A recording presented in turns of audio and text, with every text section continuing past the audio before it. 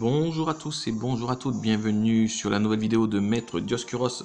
Aujourd'hui nous allons regarder les vidéos du VGC de février 2017, donc qui suivront le format du règlement des mondiaux 2017, donc on est sur le tout nouveau format. Donc il fallait se contenter d'utiliser les Pokémon du Pokédex d'Alola, et même si nous prenions des Pokémon qui existaient sur l'ancienne génération, par exemple Raichu, il fallait à tout prix prendre le Raichu de forme Alola. Donc mon équipe, si vous êtes motivé, je vais vous la présenter en détail en vous citant les objets, les EV, les natures, etc., etc. Comme ça, vous pourrez vous refaire la même quand vous voulez. Donc c'est un mélange de classique et de nouveautés. Pourquoi classique? Parce que j'ai repris quand même ce qui se jouait pas mal dans le corps, je n'ai pas eu le choix. Et nouveauté parce que j'ai essayé quelques combinaisons. Donc on y va. Donc moi au tout début quand j'ai voulu créer l'équipe, je visais Tocopillon, Bamboiselle, Crocorible. Le duo Karchak-Bamboiselle avait fait des malheurs en début de 7ème génération. Tocopillon est un vrai psychopathe dans cette génération. Donc du coup je me suis dit je vais commencer par ce corps. Puis finalement, ça ne l'a pas fait. J'ai remplacé Tocopillon par Tokotoro. Et du coup ça a chamboulé toute mon équipe. Alors je vous la présente avec grand plaisir.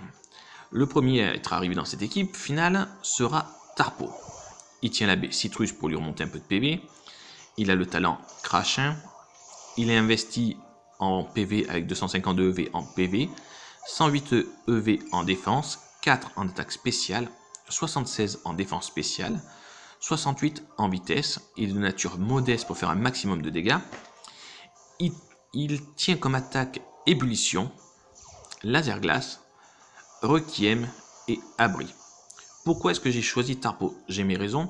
C'est que je voulais un moyen de résister au duo Chartor-Goran-Outan. Donc pour moi, Tarpo était vraiment ma carte maîtresse dessus. Ainsi que contre les gros Stealers, parce que je n'ai pas une équipe pour battre les Stealers. Donc du coup, il me fallait un Pokémon qui est Requiem et avec qui j'essaierai de gagner le temps des 3 tours. Le deuxième Pokémon de l'équipe a été Tokotoro. Alors au début, je l'ai essayé avec la B', ça ne m'a pas convaincu. Donc du coup, je lui ai mis le mouchoir choix. Je sais, ça fait partie des originalités. Certes, ça me bloque sur une attaque, mais moins je frappe vite et fort. J'ai 252 V en PV, 36 en attaque, 60 en défense, 140 en défense spéciale et 20 en vitesse. Les 20 EV en vitesse me permettent d'atteindre les 200 points de vitesse, qui avec le mouchoir choix me font atteindre 300, ce qui est une vitesse tout à fait raisonnable. Comme attaque, je joue en corne-bois, petit coup de boule, que des attaques offensives, afin de faire de gros dégâts. Et comme vous voyez, je m'en sors pas trop mal avec. Tokotoro est l'un des 4 gardiens des îles d'Alola, et donc comme je vous ai dit, c'est le deuxième Pokémon à s'être inséré dans mon équipe. Il me permettait de contrer les faiblesses électriques de Tarpo, et comme celui-ci pouvait contrer les faiblesses glace de Tokotoro. Je n'ai pas mis marteau-bois qui est beaucoup plus puissant, j'ai préféré en corne-bois qui me permet de regagner des PV au lieu d'en perdre. Voilà, donc on va passer au troisième Pokémon de l'équipe. Le troisième Pokémon, c'est l'un de mes préférés, je le joue depuis la 3ème génération. Il s'agit de Dratak. Dratak que j'ai joué finalement tout simplement timide pour contrer les Arcanins, parce que les Arcanins ont toujours intimidation. Et je ne voulais pas perdre une baisse en stade, donc je l'ai joué sur le plan spécial. Je l'ai essayé avec la Dragon's Elite, mais je trouvais que qu'il ne faisait pas assez de dégâts. Donc je l'ai joué avec la ceinture force pour être sûr de tenir 2 coups, 252 V en attaque spéciale, 4 en défense spéciale et 252 en vitesse. Nature timide, Dracochoc, Lance-Flamme, Abri et Machouille. Dratak est dans mon équipe parce que le talent intimidation, comme je vous ai dit, est excellent.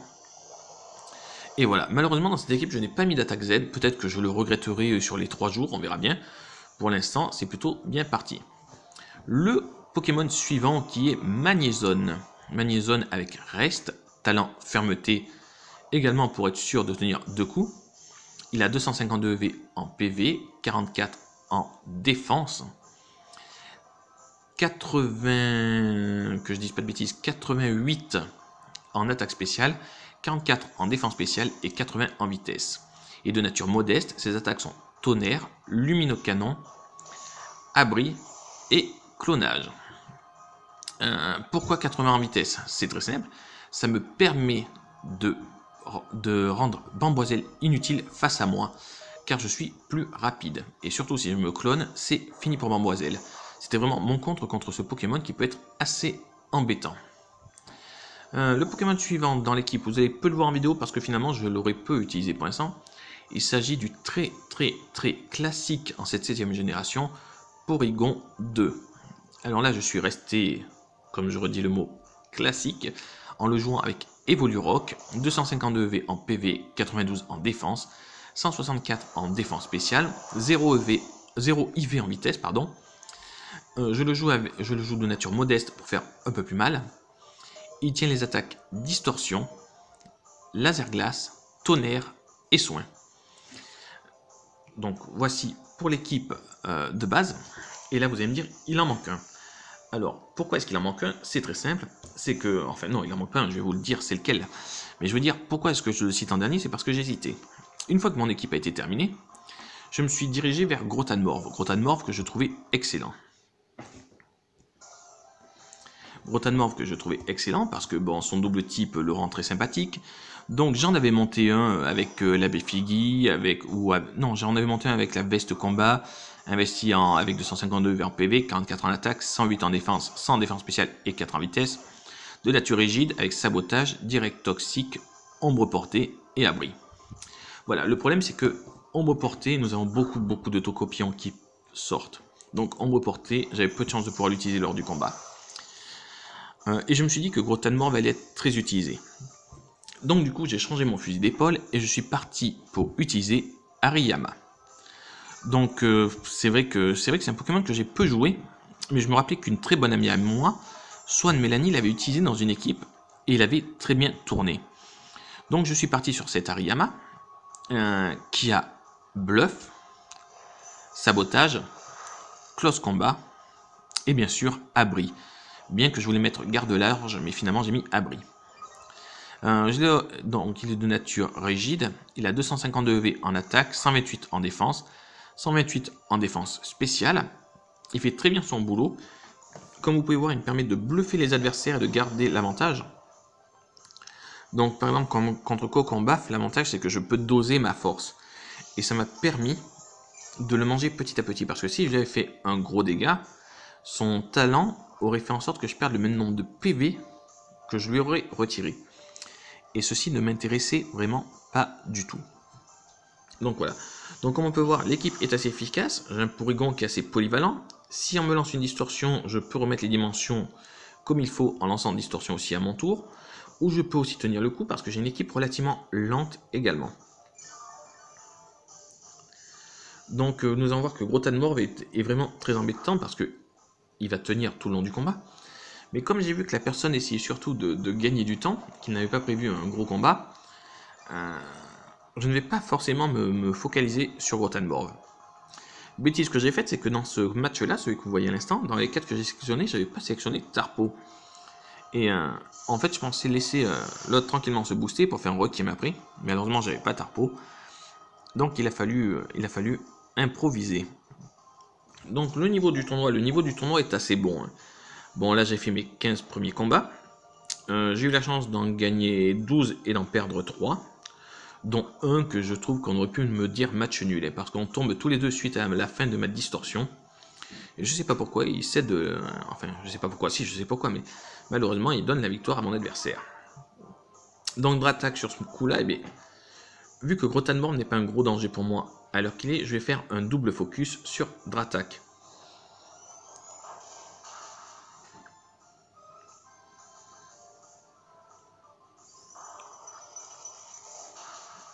Donc voilà l'intérêt du Porygon modeste, c'est qu'il fait mal, il fait assez mal pour mettre mes adversaires en difficulté à chaque fois.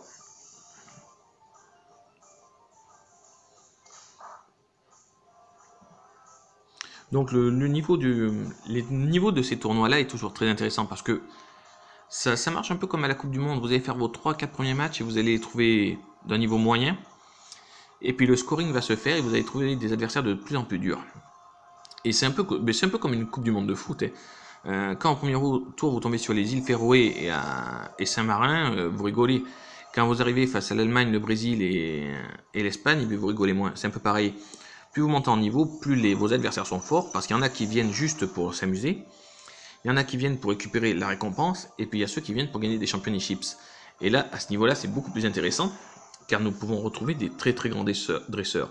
Moi, je sais que j'ai des amis comme Johan Pakonagis qui le fait, et d'autres joueurs bien classés, Wolf va le faire aussi, etc. etc. J'ai aussi Melodia, je crois, qui va le faire. Enfin, il y a de bons joueurs qui font ces tournois. Et c'est pour ça que c'est toujours intéressant de jouer. Et puis on voit certaines stratégies qui sont pas mal.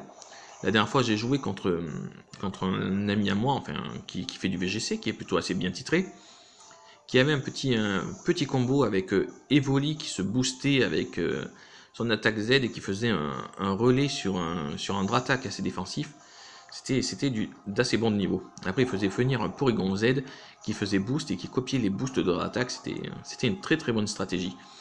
Donc on a vraiment la chance de combattre de bonnes inventions et de bonnes stratégies lors de ces différents tournois.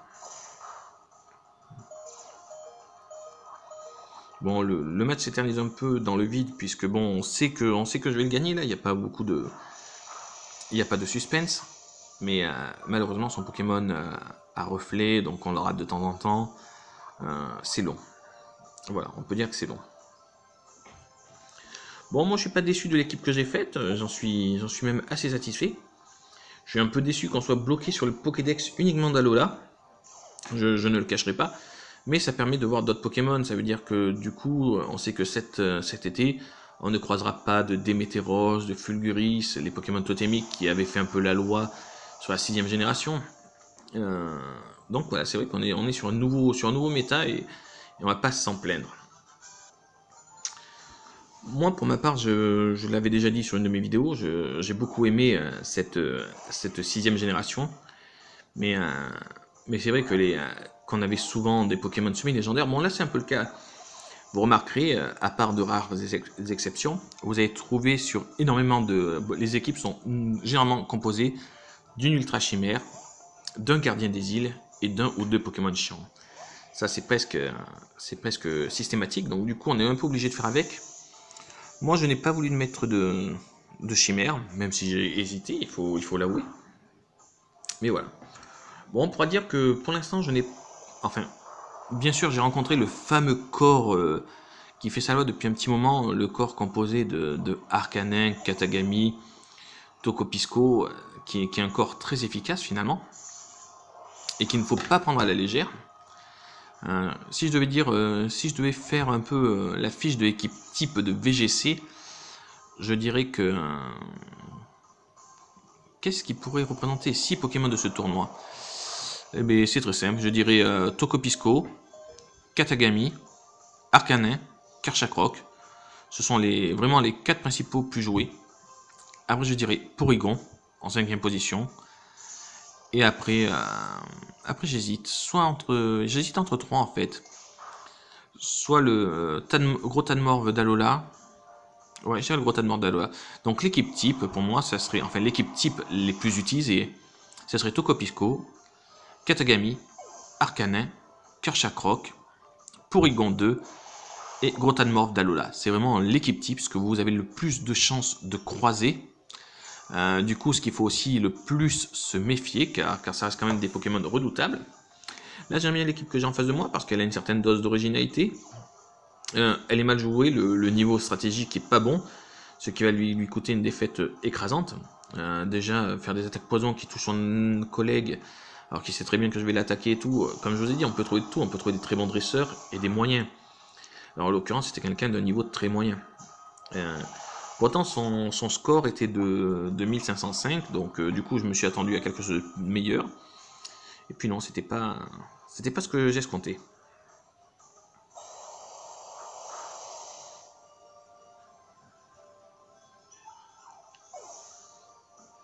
Donc moi, j'espère que vous appréciez toujours les vidéos sur la chaîne de Maître Dioscuros. Le VGC est très intéressant. Moi, je vous encourage à en faire si vous avez l'occasion. Voilà, il suffit de s'intéresser, de regarder quelques vidéos de combat, de se créer une équipe qui tienne la route, même en s'inspirant de celles que vous voyez, il n'y a pas de mal. Moi j'ai commencé en m'inspirant d'équipes que je voyais aussi. Même si moi c'est pas des joueurs existants qui m'ont inspiré, c'était les tours de combat. J'ai essayé de reprendre des idées dans les tours de combat. C'est vraiment de là que sont nées mes premières idées. Mais moi je vous encourage, sur mes vidéos par exemple, vous avez souvent les équipes complètes avec les EV et les IV, les natures, les objets. Donc ça devient tout à fait possible de se faire une équipe en se servant de ça. Même si ce n'est pas moi, qu'il y a un dresseur qui vous intéresse davantage, n'hésitez pas à reprendre un peu son idée d'équipe. Et voilà, et vous progresserez comme ça. Moi je vous dis à très bientôt sur la chaîne de Maître Dioscuros, j'espère que vous y avez pris plaisir. Ciao ciao les amis.